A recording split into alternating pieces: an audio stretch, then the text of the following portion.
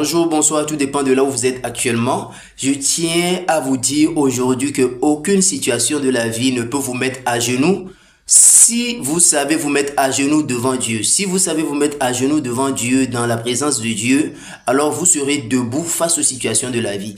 Oui, quelqu'un qui est toujours devant Dieu, à genoux, prosterné, Dieu relève, et Dieu a dit quoi? Mon juste tombera 7 fois, je vais le relever 7 fois.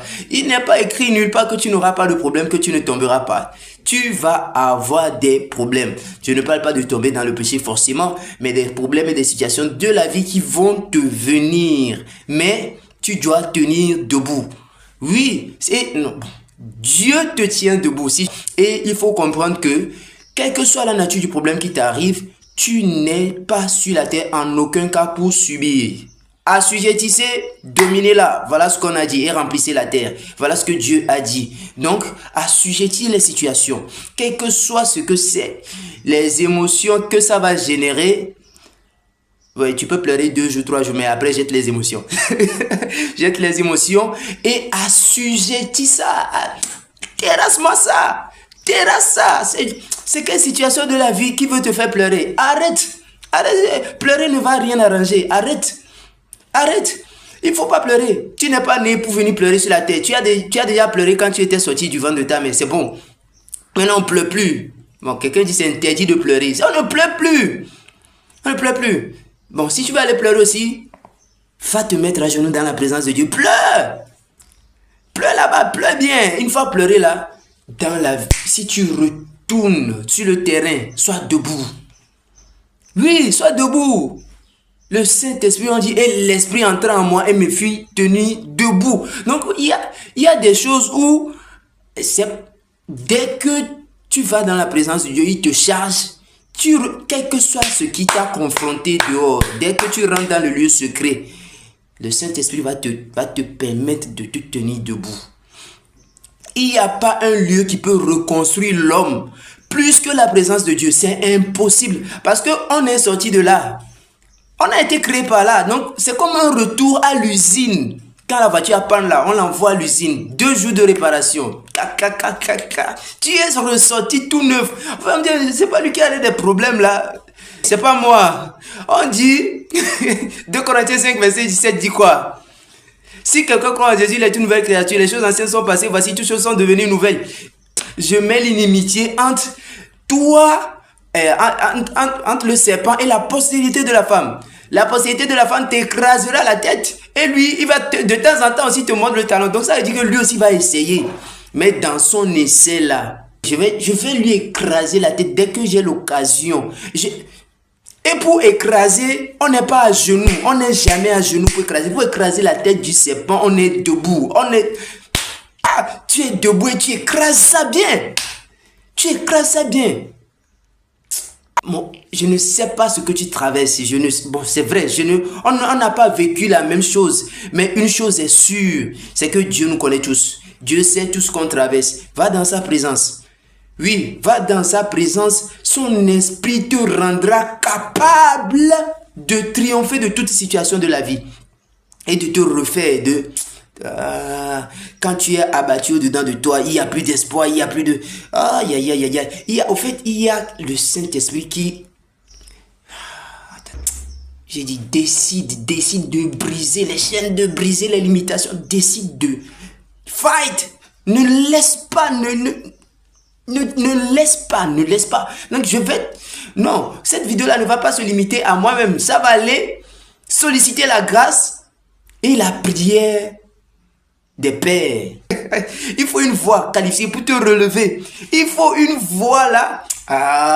Je vais introduire la vie. Satan ne craint pas ce que tu fais, Satan craint ce que tu es. Plus tu es rempli de l'esprit, plus tu es possédé de l'esprit, plus tu es rempli de l'amour, plus tu pardonnes les offenses, plus tu honores, plus tu patientes, plus tu endures à travers les épreuves, et plus l'image est façonnée, elle est formée. Elle n'est pas formée par la prière, elle est formée par les épreuves, elle est formée par les douleurs, elle est formée par les tribulations, elle est formée par les tragédies. Plus tu traverses les vents et les tempêtes de la vie, et des voix te disent maudit Dieu et meurs, tu dis non, je refuse en tout temps. Toujours, oh Seigneur, ta parole est établie. établi dans les cieux. Alors les histoires, les épreuves, les vents et les tempêtes. Mais pourquoi Satan suscite les vents et les tempêtes? C'est pas pour attaquer ta santé, c'est pour attaquer d'abord ton cœur. Parce que c'est le laboratoire de fabrication de ta vie. Et il sait que s'il tient ton cœur, il tient ta vie. C'est par ton cœur qu'on a accès à ta vie. Et toutes les épreuves de la vie sont là pour attaquer la fondation, pour que le bâtiment s'écroule. Les offenses sont là pour que le bâtiment s'écroule. Alors, l'image n'est pas façonnée par le jeûne et la prière. L'image est façonnée, forgée par l'obéissance au principe de Dieu. L'image est formée lorsqu'à dans toutes choses, je veux bénir Dieu, je veux obéir Dieu. Et lorsqu'il me dit de pardonner, je dois pardonner.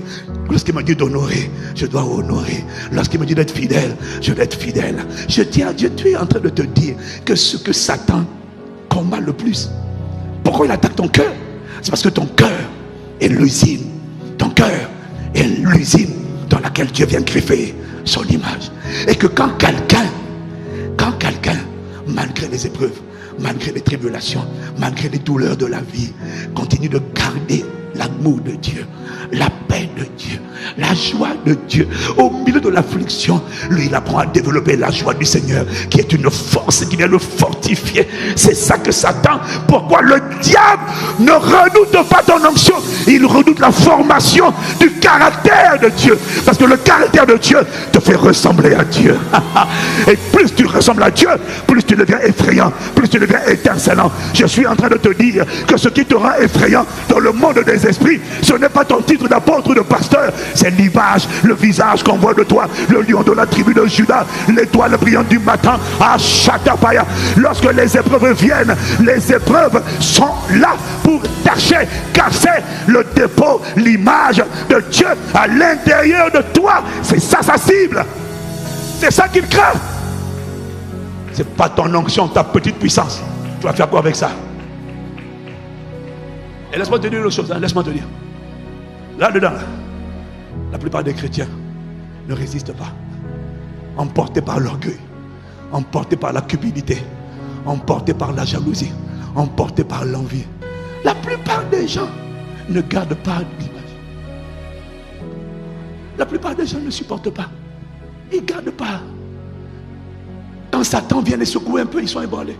Quand Dieu les élève un peu, Satan, l'image, c'est sa cible. L'image de Dieu, c'est ça qui va faire en sorte qu'il y en a qui vont rester sur la terre et d'autres vont aller en enfer. D'autres vont gouverner, d'autres vont aller. C'est pas la prière. J'étais à l'église, mais est-ce qu'on voit en toi mon image?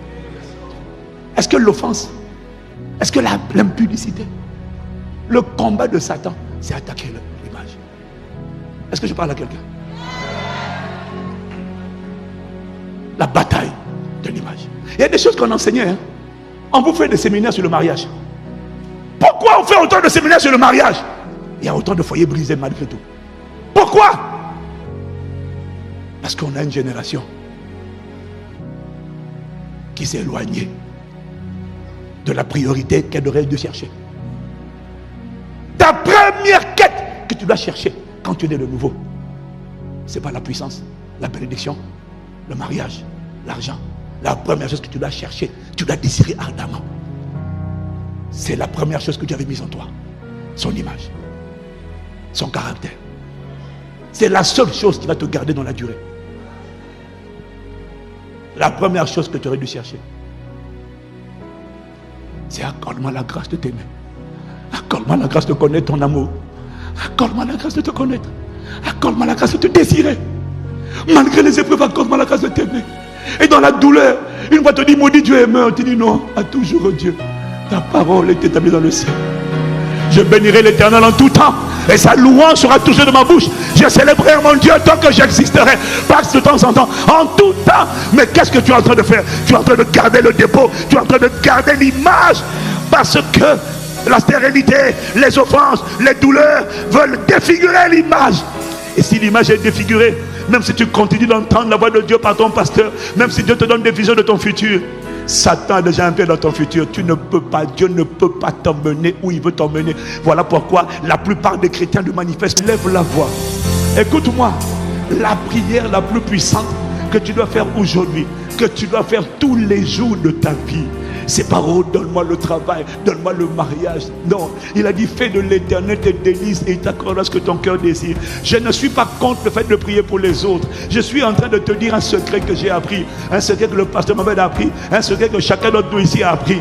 C'est que quand Dieu trouve un homme, une femme qui a son cœur greffé en lui, possédé par agapé, fais de l'Éternel tes délices. Il y a des choses que ta bouche n'a pas demandé, mais que ton cœur a désiré. Il te les donne.